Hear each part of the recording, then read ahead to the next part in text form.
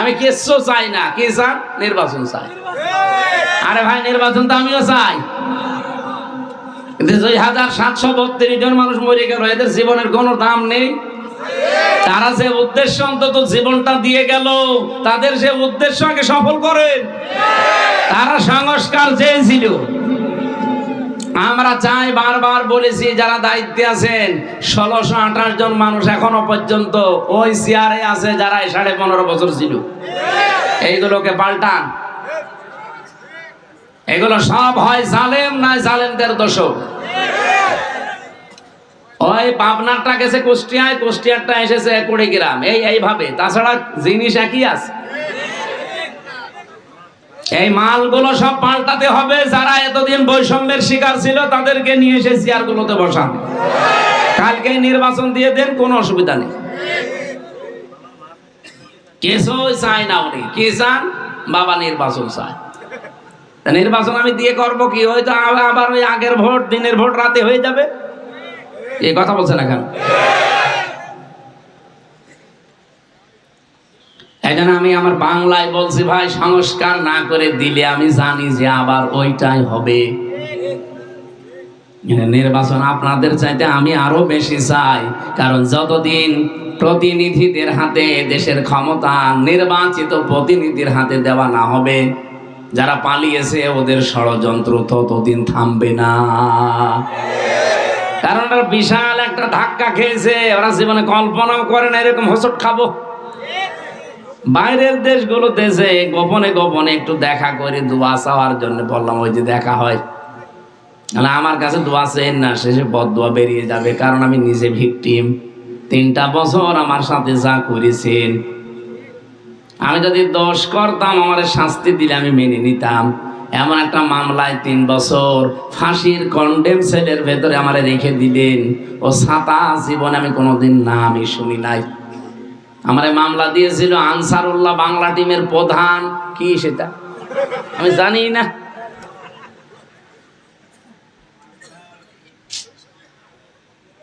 যারা রিমান্ডে নিয়ে 8 স্তরে আমার প্রশ্ন করতো, এতগুলো রিমান্ডের যে বিভিন্ন রকমের গোয়েন্দা সংস্থা আসতো একটার পরে একটা, এসে জিজ্ঞাসা করতো, হুজুর এইটা জানেন? আমি জানবো কি করে? জীবনেতে আপনার কাছে শুনলাম। ওরা মানে নিজেরাও বলতো যে আপনি কিছু জানেন না, আমরাও জানি, কিন্তু উপরওয়ালার নির্দেশ। আজ বাংলাদেশের প্রশাসনের উপরে এখনো সাধারণ মানুষের রাগ। এই পোশাক এদের জন্য না, শুধুমাত্র উপরওয়ালা কিছু কোলাঙ্গার ছিল তাদের জন্য মানুষ এখন এদেরকে দেখতে পারে না। এই মানুষগুলোকে লাঠিয়াল বাহিনী হিসাবে ব্যবহার করেছে। এই কিছু উপরের অফিসার ছিল, এই কোলাঙ্গার এগুলো।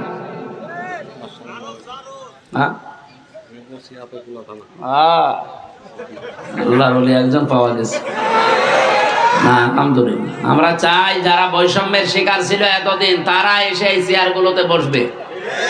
এই 1628 জনের একজনও যেন না থাকে। আমরা যে কথা তুলেছিলাম সূরা আলাম নাশরা দিয়ে, এদিকে তাকান। নাকি ওসি সাহেবের চেহারা ভালো বলছে, ওইদিকে তাকাচ্ছে। একটা অবৈধ সুখ যদি দুনিয়ায় কেউ ভোগ করেন, আল্লাহর কসম, আল্লাহ নিজে যেহেতু জানিয়েছে এটা মিথ্যা হবে না, দুনিয়া আখিরাত মিলে আপনাকে আল্লাহ 70টা দুঃখ ভোগ করাবে। এখানে কোন অবৈধ সুখ আর সামনে আমরা পেতে চাই? বলেন বলেন। আপনি চেয়ারে বসবেন, বৈধভাবে বসেন। অবৈধভাবে কোন কারণে বসে আবার ওরকম 70টা দুঃখ পাওয়ার রাস্তা খুলতেছেন? ফাতিলকা বুয়ুতুহুম খাবিয়াতাম বিমা যালামু, সূরা নমল 19 নাম্বার পারা 20 নাম্বার পৃষ্ঠার 7 নাম্বার লাইনের 52 নাম্বার আয়াতের প্রথম অংশে আছে। তাফসিরে ফি জিলালিল কোরআনে পাবেন। সাইয়্যিদ কুতুব লিখেছেন রাহমাতুল্লাহ আলাইহি। এই ছেলে গল্প করছো না?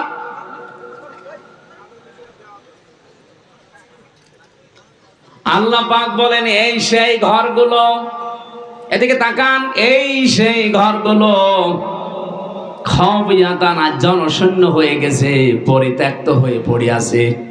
বিমা যালামু, এদের জুলুমের কারণে। আমি এই বিমা জলামুর ব্যাখ্যা পড়তে গিয়ে তাফসিরে দেখেছি, একটা দুইটা না, আমার জীবনে আমি প্রায় 42টার উপরে মিলিয়েছিলাম। আল্লাহ কেন খাওফিয়াতান দেওয়ার পরে বিমা জলামু দিল? কারণ কত শব্দ ছিল সেগুলো দিল না। মুফাসসিরিন ইকরাম ব্যাখ্যা করতে গিয়ে লিখেছেন, এটা পৃথিবীতে সত্যি যারা জুলুম করে ওই জুলুমের জায়গা পর্যন্ত আল্লাহর কাছে অভিশপ্ত হয়ে যায়। জালেমকে তো আল্লাহ ঘৃণা করে, এবং যে জায়গায় জুলুম করা হয় জায়গা পর্যন্ত আল্লাহর কাছে কালার হয়ে যায়। এই জন্য জায়গা আল্লাহ উজাড় গৃহ বানিয়ে দেয়। হজে যারা যায় জিজ্ঞাসা করে দেখেন, একটা জায়গা আছে ওই জায়গাতে খুব দ্রুত যাওয়া লাগে। নবীজি বলেন এই জায়গাটা অভিশপ্ত, তার মানে ওখানে এর আগে জুলুম করা হয়েছিল। যেখানে কন্যাদেরকে জীবিত অবস্থায় কবরের ভেতরে মাটি দিয়ে দিত, ওই জায়গাতেও দেখেছি মানুষজন তাড়াতাড়ি বলে এখান থেকে সরেন, কারণ এই জায়গাটায় যেহেতু জুলুম করা হয়েছে পুরা জায়গাটায় আল্লাহ অভিশপ্ত বানিয়ে দিয়েছে।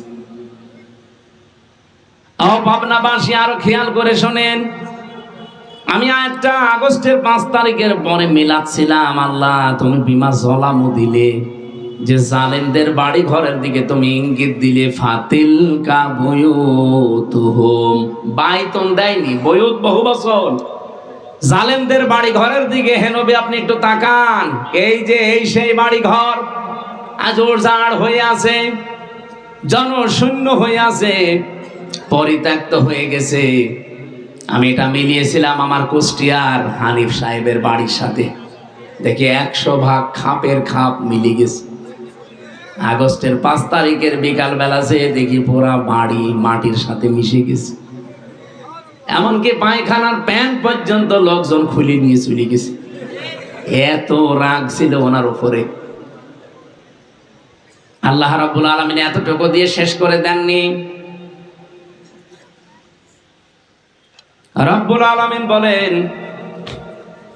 শুধু একজনের যদি করতাম, হানিফ সাহেবের বাড়ি যদি হতো তাহলে বাইতুন দিতাম। বয়ুত দিয়েছি কেন জানো? তামাম পৃথিবীতে এরকম বহু জালেমের আস্তানা আছে। আপনি অধিকাংশ জালেমের বাড়ির মাটির নিচে টর্চার সেল পাবেন, আয়না ঘর এরকম কিছু পেয়ে যাবেন। মানবতার উপরে এত কঠিন অবস্থা তারা তৈরি করেছিল, আল্লাহর আরশ পর্যন্ত কেঁপে গেছে।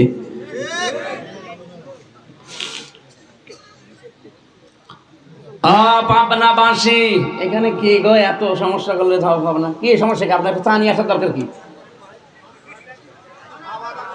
নিজেও শোনে না, মানুষকে শুনতে দেয় না। এখান থেকে যান, আবার এখানে বসে বসে গল্প করছেন না।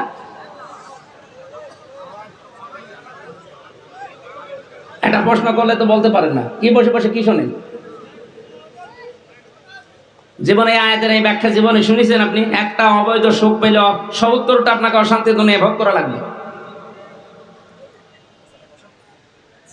আমি গতানুগতিক কথা বলি না ভাই, বাস্তবের সাথে মিললে বলি, না হলে আয়াত বাদ দিয়ে দেয়। যেটা আমি বসবো না ওটা আপনাকে বোঝাবো কেন? আমি দেখতে পাচ্ছি জালেমরা যেখানে যেখানে, বাংলাদেশে 630টা থানা আছে, যেখানেই গিয়েছি জালেমদের বাড়ি ঘর নেই, সব ওলটপালট করে ফেলেছি। আল্লাহ এতটুকু যদি শেষ করে দিত তাও আমি আয়াতটা নিয়ে আসতাম না। এর পরেরটা আমাদের জন্য, ইন্না ফি যালিকা লাআয়াতাল লিকাউমিন ইয়ালামুন। আরবি গ্রামার যারা বোঝেন, দুইটা জিনিস এখানে দেখবেন আছে, ইন্না আছে আর লামে তাকিদ আছে। আল্লাহ তাআলা বলেন অবশ্যই এর ভেতরে শিক্ষা আছে যারা জ্ঞানী তাদের জন্য। কি শিক্ষা? আপনি চিন্তা করতে পারেন, আগস্টের 5 তারিখের আগে হানিফ সাহেবের বাড়ি ভাঙা না, ওর বাড়ির দিকে চোখ তুলে কেউ তাকালে তার জায়গা হতো জেলখানা। কারণ উনি বাংলাদেশের 3 নাম্বার জায়গায় ছিলেন। অথচ আগস্টের 5 তারিখের পরে আপনি চিন্তাও করতে পারেন না, তারাও কোনোদিন কল্পনায় আনে না যেটা হতে পারে। কারণ পরিকল্পনা সব আমরা যা করি আমাদের ওপরে আর একটা আছে। আমারটা হয়তো একরকম হতে পারে, কিন্তু উনি যেটা করে রেখেছে ওইটাই হবে। এই কথা বলেন না কেন? আল্লাহ বলেন অবশ্যই জ্ঞানীদের জন্য এখানে শিক্ষা। কি শিক্ষা আছে? ফাকতিয়া দাবিরুল কওমিল্লাযিনা যালামু, এটা সূরা আনআমে আছে 7 নাম্বার পারা 12 নাম্বার পৃষ্ঠা 4 নাম্বার লাইনের 45 নাম্বার আয়াতের প্রথম অংশে আছে। আল্লাহ বলেন জালেমদের শিকড় কাটা হয়ে গেছে। কেটেছে কে? না না, আপনি আলেম, এনে আলেম তো কথা বলছে না। এটা মসলের ফাইল বা কর্তা কে জানা নেই। এই যে জালেমদের সারা পৃথিবীতে বাড়ি ঘরগুলো ভেঙে চোরমার করে মাটির সাথে মিশিয়ে দিচ্ছে, সামনে আরো যারা জুলুম করবে তাদেরও মিশবে। আপনি 1 আর 2 একটু তাকিয়ে দেখবেন, এই ইসরায়েলের যারাই অত্যাচার করেছে ওদের আল্লাহ নিজে নিশ্চিহ্ন করে দেবে। ভারতের বুকে যারা আল্লাহর ঘরগুলো একটা একটা করে মাটির সাথে মিশিয়ে দিচ্ছে, ওদের টাইট আল্লাহ এখনই করতে পারে। অনেকে বলছে আবাবিল পাঠালেই তো হয়ে যায়। আরে আল্লাহ আবাবিল পাঠাবে কোন সময়? 1500 বছর আগে আল্লাহ যখন আবাবিল পাঠিয়েছিল ওই সময় ঘর রক্ষা করার জন্য এরকম মুসলমান ছিল না। কিন্তু এখন বিশ্বে মুসলমান 210 কোটি। এত মুসলমানকে আল্লাহ দুনিয়ায় বাঁচিয়ে রেখেছেন, এরপরও তার ঘর ভাঙে আর আমরা যদি আঙ্গুল চষি, আল্লাহ কোন দায় পড়েছে যে এখনই তুমি আবাবিল পাঠাবেন? তাহলে আমাদের মতো মুসলমান পৃথিবীতে থাকার দরকার কি? আল্লাহ পাঠাতে পারে নাকি সে শক্তি এখন আর নেই? যেটা বলতে চাই, এখান থেকে জালেমদের শিকড় যেহেতু কাটা হয়ে গেছে, কে কেটেছে কেউ জানে না। প্রশাসনের লোক আছে, এখন যদি কুষ্টিয়ার সদর থানায় মামলা দিতে যান যে হানিফের বাড়ি ভেঙেছে, কে ভেঙেছে কেউ জানে না। হ্যাঁ, কেউ জানে না। অথচ জিনিসপত্র একটাও নেই। বললাম পায়খানার প্যানও খুলে নিয়ে চলে গেছে। এখান থেকে আমাদের জন্য আল্লাহ যেটা দিতে চেয়েছেন আমি সেটা পেয়েছি। দেখেন তো মেলে কিনা। ইন্না ফি যালিকা লাআয়াতাল লিকাউমিন ইয়ালামুন। অবশ্যই এখানে তোমাদের যাদের জ্ঞান আছে, মগজে যাদের কাজ করে তাদের জন্য শিক্ষা। কি? জালেমদের এত বড় শিকড়, ইউনিয়নের দারোয়ান থেকে সংসদ পর্যন্ত সব জায়গায় জালেমদের সব লোক রেডি করা ছিল। আপনি প্রত্যেকটা বিভাগে দেখবেন ওদের 2-3 স্তরের লোক ছিল। রিমান্ডে আমারে 8 ভাবে প্রশ্ন করেছে। প্রশাসনের এক একটা ধাপ আসতো, এক এক রকম প্রশ্ন করত। মামলার আয়ু থেকে শুরু করে একেবারে বিচারপতি পর্যন্ত সব জালেমদের লোক সেট করা। আমার পক্ষে শুধু দাঁড়িয়েছিল আমার মামলার উকিলটা, তাও উকিলের কথা বলা শুনি না। মামলার আয়ু ওদের, পিপি ওদের, রিমান্ডে নেবে ওদের, সাক্ষী ওদের, যে জজ ওদের, বিচারপতি ওদের, একটা একটা করে যা করবে সব ওদের। আমার শুধু একজন উকিল, ও উকিলের কথা শুনলেও চলে, না শুনলেও চলে। শুনতো না তার প্রমাণ 3 বছরের ভেতরে মামলাটা প্রায় 30 বারের উপরে সিএমএম কোর্ট, জজ কোর্ট, হাইকোর্টে তুলেছিল, একবারও জামিন দেয়নি। দেবে কি করে? কারণ বিচারপতির হাতে, জজের হাতে কিচ্ছু নেই, সব আছে আল্লাহর ওলির হাতে। উনি যা বলবে তাই।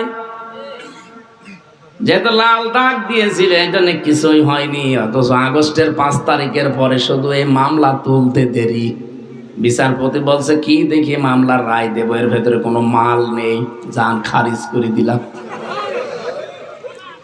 আমি বলতে গেলাম যে বিচারপতি 3 বছর তো এই মামলা আপনার কাছে ছিল, 3টা বছরে তো কোনোদিন বলেন না যে এর ভেতরে মাল নেই। আজকে হঠাৎ করে এই কথায় আমাকে ওনার কামরায় নিয়ে গোপনে বলেছিল যে কোরআন শরীফ আমার সামনে, ওনার খাস কামরায় নিয়ে আমারে বলছিল হুজুর আগস্টের মনে হয় 12 তারিখে 13 তারিখে মামলা তুলেছিলাম। আমারে বলছে হুজুর আমার কিচ্ছু করার নেই, আমার হাত বাঁধা ছিল, এখন আমার হাত খোলা আছে, এখন আমি ন্যায় বিচার করতে পারবো। আমরাও চাই বাংলাদেশে 1628 জন মানুষ এখনো দায়িত্বে আছে, এদেরও যেন হাত এভাবে আর বাধা না থাকে, হাত যেন আবু সাইদের মতো খোলা থাকে।